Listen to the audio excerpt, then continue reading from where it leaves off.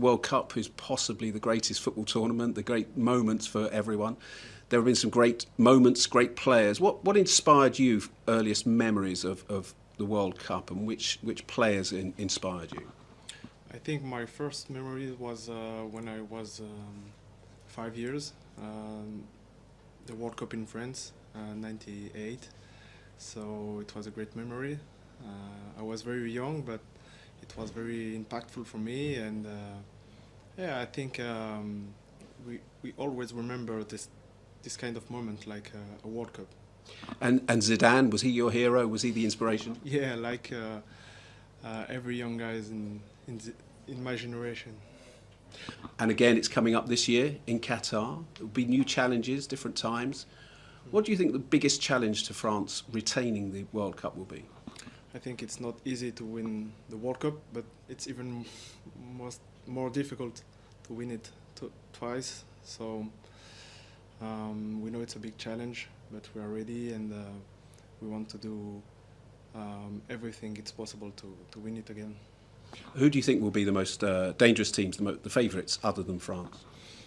I don't know, it's difficult to say, but we know teams like Brazil, like Spain, are every time difficult to win against. So it's a very difficult competition, so every teams are ready and prepared for the fight, for the battle.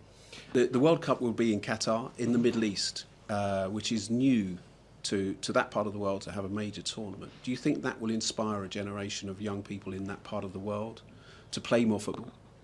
I think it's new for everyone, so it's also in the middle of the season, so it's different for everyone, and I think the World Cup, it's a very special moment, so it will be important, and we know everyone will be looking about the World Cup, so it's a great event for everyone.